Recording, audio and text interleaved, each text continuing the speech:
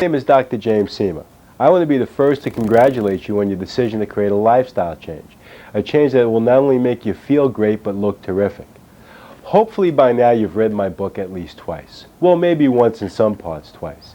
Now you know what it takes from a mental emotional toughness standpoint to get your program to work, as well as what you must do nutritionally to help improve your chances. In this tape, we're going to discuss the physical aspects of eating more and losing weight, specifically how to exercise. Now, there are three types of exercise that the book talks about. One is called stretching or flexibility, the other is progressive resistance training with weights, and the other is cardiovascular. Now, stretching is necessary to help realign the joints of the body and reduce the risk of injury. Progressive resistance training, on the other hand, teaches you how to put some muscle on, and it teaches you also how to shape and tone the body. The third aspect is cardiovascular, which will teach you how to get the right range so you can burn additional fat. At the same time, you're putting some muscle on. This will not only lean your body out, but get you to eat more and lose weight, which is exactly what we want you to do. Stretching or flexibility exercise is extremely important and should be part of your whole exercise regime. It's very, very important because it helps realign the joints of the body, reduce the risk of injury, and help stretch out all the ligaments, tendons, and muscles in the body itself. They should be performed in a nice slow fashion using breathing. Now, when you breathe in and then exhale, that's when you should gain on your stretch. Again, give yourself plenty of time, keep your mind occupied with nothing but the stretching, and just relax. And just compare the left and the right sides of the body as you're stretching. Now, normally when we start our stretching programs, we have it with the person laying supine or face up. This takes the stress of gravity off the body, and it helps the stretches go along in a nice moderate pace. The first stretching exercise that we're going to perform in the supine position is just a full body stretch, and Gloria's performing it right now, where she brings her arms over her head and just tries to elongate her whole body, breathing in nice and slow. The next exercise that she's going to perform is what you call knee to chest, where she's going to bring both knees up to the chest, and this helps stretch out the buttock areas as well as the low back area. The next stretching exercise that we perform is what you call a side posture stretch, which helps stretch out the gluteals as well as the back muscles on the side. This exercise is extremely important for any kind of spinal problems that you may have. The third stretch is where Gloria is going to bring her hands and put them behind the head, and she's just going to traction the head up and stretch out the neck and the upper back area. From this particular position, we recommend that you go into your seated stretches. And the first one is called a straight leg exercise, where what you're going to do is keep your legs straight and you're going to attempt to try to touch your toes. When you can perform this exercise with very, very little stress, what you'll do is you'll separate your legs and keep them straight, and this will help stretch the groin muscles. And again, try to touch your toes while you're performing this particular exercise, because this will help stretch out your hamstrings as well as the groin area. The third stretch that we recommend while you sit is you bring your soles of your feet together, and this helps stretch out the groin, and as you bring your head down towards your feet, it'll help stretch out your back as well as your lower back areas. These three stretches are very, very important for your groin as well as your back areas, and as well as your hamstrings at the back of your legs. The next exercise that we recommend are your kneeling stretches. Now, your kneeling stretches should be performed the way Gloria's performing them now, where you just kneel. And again, if you have a knee problem, this may be difficult. But the first one you'll perform is where Gloria just brings her body over her thighs and just straightens out her arms and stretches out the whole back area. This is a nice relaxing stretch. Now, Gloria will be coming back up now and bring her arms back behind her body, and this will help stretch out the quadricep portions.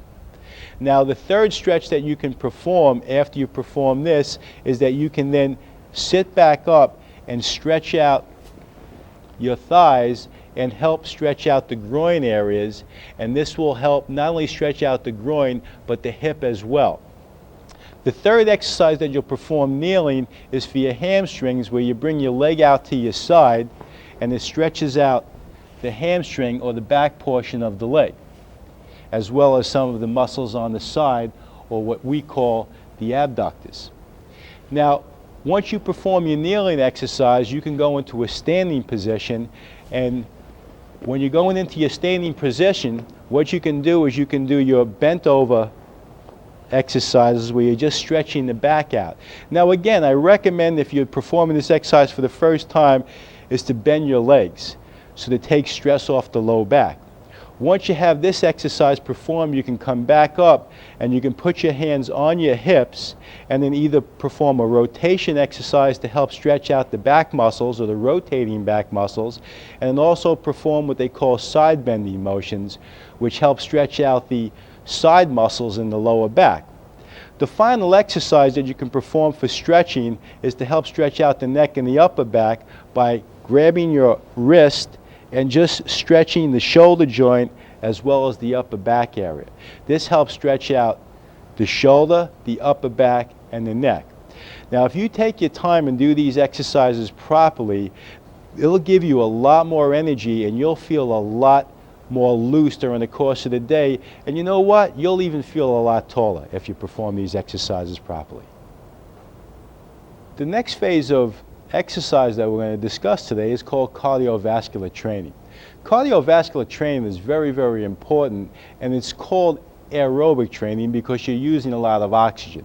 Now, for cardiovascular training, you have a number of different kinds of exercise that you can perform. You could be doing a brisk walk, you can jog, you can take aerobics classes, you can ride a bike. There are numerous types of equipment on the market today where you could spend thousands upon thousands of dollars on for cardiovascular training. I leave the decision up to you which type of training you want. Again, I always recommend that you speak to a physician, because a physician can help direct you through or put you in touch with the proper cardiovascular training. It's rather obvious if you have knee injuries, which I do see people doing at times, jogging on roads, and they have all kinds of contraption on their knees, that this would not be a good cardiovascular training for that particular person. But again, choose a cardiovascular program that, number one, is easy for you to perform. Number two, it's not going to cost you a tremendous amount of money. And number three, you have plenty of time to perform this exercise, so you can do it approximately 3 to 4 times a week. Now, the amount of cardiovascular training that each particular person should do varies from individual to individual. The length of the training session, again, varies from individual to individual. I recommend at least 30 minutes a day, 3 to 4 times a week. That would be plenty for the average person. If you want to do more, if you want to do all different kinds of cardiovascular exercises, by all means do so. But those are the 3 times a week, 4 times a week, 30-minute sessions that everyone should perform, and you'll get the changes that you want. Now, with cardiovascular training, you must exercise at an optimum level.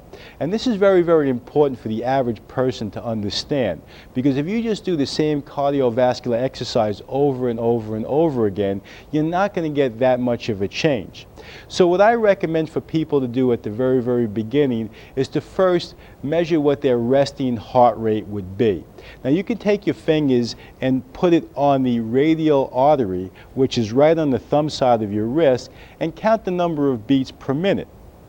Let's suppose it's 80 beats per minute that you come up with. This would be your resting heart rate. Now, there's all different ways to figure out what they call your target heart rate, but I'm going to give you a nice, simple definition. Your target heart rate is going to be something that you're going to try to achieve with your cardiovascular training.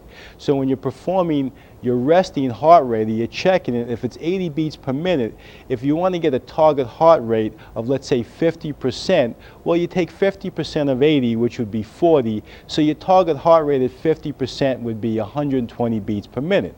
You take the 80 plus the 40 to give you 120. Now, you can keep on bumping the envelope, so to speak, and get your heart rate going a little bit higher and higher. But again, you want to be able to breathe comfortably during this workout session. So you want to get your target heart rate to go higher and higher and higher, and try to get it as close to 100% as possible, but you want to just do it slowly over a time frame. And when you're doing your 30-minute cardiovascular training, it should be first 5 to 10 minutes should be to get you up to your target heart rate.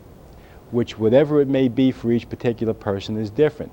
Once you hit that target heart rate, you should be able to spend at least 15 to 20 minutes at that level comfortably, breathing and be able to have a discussion with somebody if you had to.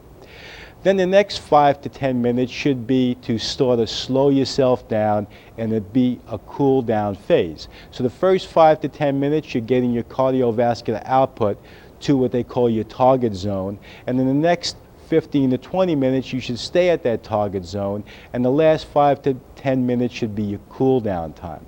If you follow those guidelines as well as those procedures, you'll get the greatest amount out of your cardiovascular training.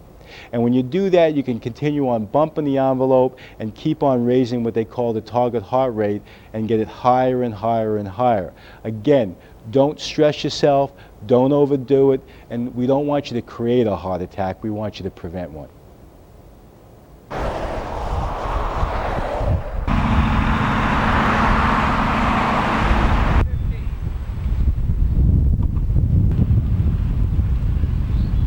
The exercise that we're going to perform for arms is known as the bicep curl. We're going to do the simple motion first, which is utilization of dumbbells. Notice that Gloria is using dumbbells and only bending the elbow portion of her arm, and this is known as a simple motion because we're only using one joint. The compound exercise or compound motion for the biceps, you utilize a barbell. Now in this particular case, when you're using the barbell itself, you'll notice that besides using my elbow joints, to some degree the shoulder joints are also involved in the motion, making this a compound movement. Now this compound movement, again like all other compound movements, will give the biceps more bulk to them and make them a little bit stronger. So when you're performing biceps with the barbell, it's a compound motion, and when you're doing it with a dumbbell, you're using more of a simple movement. Now for the back of the arm, known as the tricep, the simple exercise that we're going to perform is called a kickback. Unlike for city officials, the kickback tends to work the back portion of the arm, known as the tricep. Gloria is going to demonstrate the tricep movement for this exercise, and you'll notice that she keeps her elbow stationary and stable using her indifferent arm. Now this particular exercise again works the back portion of the arm, known as the tricep. The compound motion for this exercise is known as a dip, and we'll perform this off the back of a bench. Now Gloria will be demonstrating this movement, and notice that it's a compound motion because not only is she using her elbow joints, but she's using her shoulder joints as well. Great form, hon. Doing a real good job. Beautiful. The exercise that I'm going to perform for the shoulder joints is known as a fly motion. Now there are 3 variations, and Gloria is demonstrating all 3. Notice that the fly motion out to the sides works the side portion of the deltoids, and then she'll perform fly motions to the front, which works the front portion of the deltoids, and then she'll eventually perform exercises that'll work the back portion of the deltoid muscles. And notice each one of these particular motions is called a simple motion because she's only moving the shoulder joint. Now the compound motion for shoulders is a pressing motion, an overhead pressing motion, and in this particular case Gloria is using not only her elbows but the shoulders as well. Great form, hon. Good. What we're going to do when we work the abdominal muscles is we're going to utilize 3 different exercises all at the same time. One's going to work the upper abdominals, one's going to work the lower abdominals, and one's going to work the side muscles, which are called the obliques. Gloria is going to now perform the exercise for the upper abdominals, which is very, very simple. Notice that you must keep your stomach tight and flat, and all you really have to do is raise your head and shoulders off the bench and go with a slow cadence. I recommend doing 10 to 15 in a row, nice and slow, until you start to feel a burning sensation in the upper abdominal area. The second exercise that Gloria is going to perform is to work the lower abdominal areas, and notice that she keeps her legs bent and just clears the bench with her feet. This helps work the lower abdominals like I just suggested, and you keep on going at a slow cadence for about 10 to 15 repetitions until you start to feel a burn. Now if you have some problems with your back, I recommend that you don't go all the way down to the floor, but I also recommend that you keep your knees bent to take that stress off the low back area. To work the obliques, you would bring your knees up and then try to touch your right knee with your left elbow and your left knee with the right elbow. And as you cross over, you'll be working the obliques, or the side muscles of the abdominal area. If you keep those muscles working nice and slow and you do a slow cadence, I guarantee that you will feel a burning sensation in each one of these areas. Also notice that when you're performing these exercises, it's very, very important to keep your tummy tight and pushed in towards your back. If you do it the exact opposite way, which I see most people do, they tend to push their abdominal wall out, your girth or your stomach will appear wider, and this is what you don't want to do. So when you're performing these exercises, keep the abdominal area flat, and I guarantee you'll have the tight tummy that you always wanted.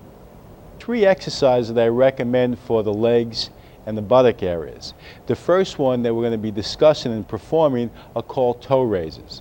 Now this works the lower leg or the calf area, and is very, very important because it strengthens not only the calf but the front portion of the lower leg and helps with the arch of the foot. Now as this exercise becomes easier for you to perform, what I recommend is doing it at 1 foot at a time, and this puts a little bit more stress on the individual calf muscles. The second exercise that we're going to perform is known as the squat motion. Now you can perform this motion utilizing or holding on to doorknobs in the house, or holding on to something that you feel would give you stability.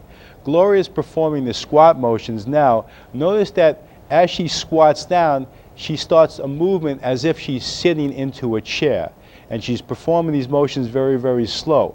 This helps strengthen not only the thigh muscles and the back of the leg, but it helps strengthen the back itself and the buttock area, and gives you that nice firm buttock that most women do want. The third exercise that Gloria is going to perform is called lunges. These are a little bit more difficult, and I recommend as time goes on you start to introduce these exercises into your repertoire.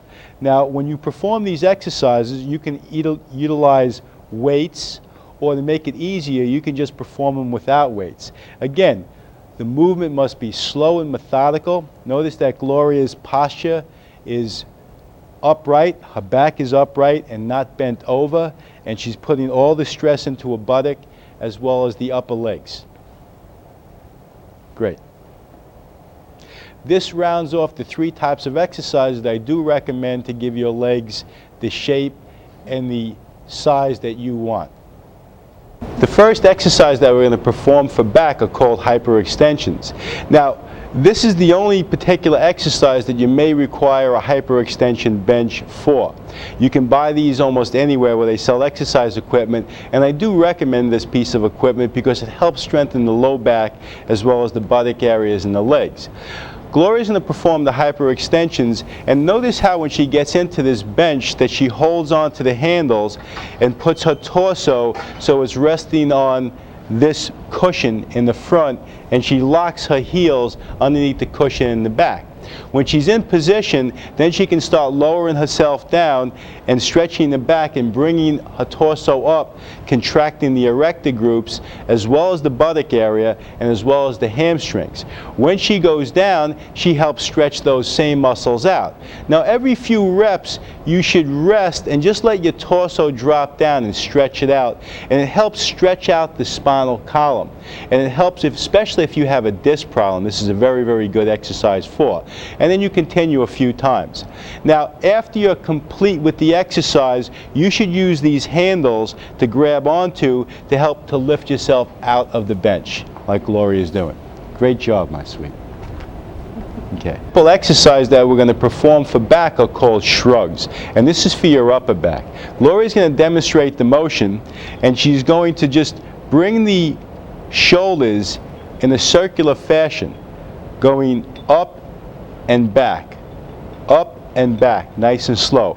This helps exercise the trapezius muscles, the latissimus dorsi muscles, as well as the teres group, scapularis, and the rhomboids in the center. Great job.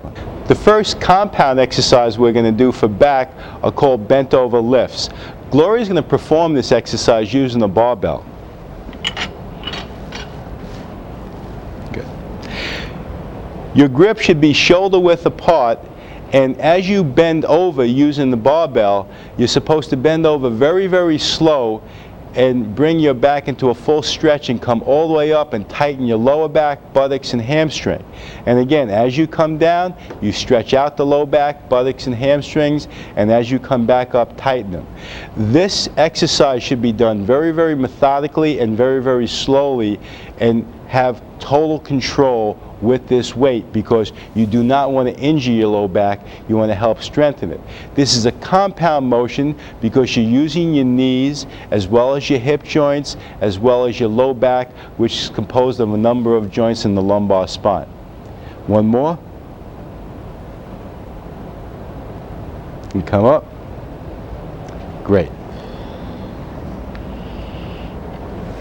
If you perform these exercises properly, you'll have a nice strong low back. That we're going to perform for back are called one-arm rows. Gloria's going to demonstrate this exercise using the dumbbell. Notice that when she starts the exercise out, she's going to start with her arm fully extended, and she's going to bring her elbow back and up and help contract the back muscles, especially the latissimus dorsi area and the teres and rhomboids as well. So when you're bringing this weight all the way up, you contract all the muscles in your upper back. And as you bring the weight all the way down, you stretch and extend the arm. Great. Good. I hope you enjoyed this video as much as I did making it. I want to thank you from the bottom of my heart for purchasing this book as well as the video, and hope that your expectations have been met. In fact, if they haven't, I'd love to hear from you. My number is 561-627-3810. In fact, if you've gotten great results or great success stories, I'd love to hear about them as well. So please give me a call at your earliest possible convenience.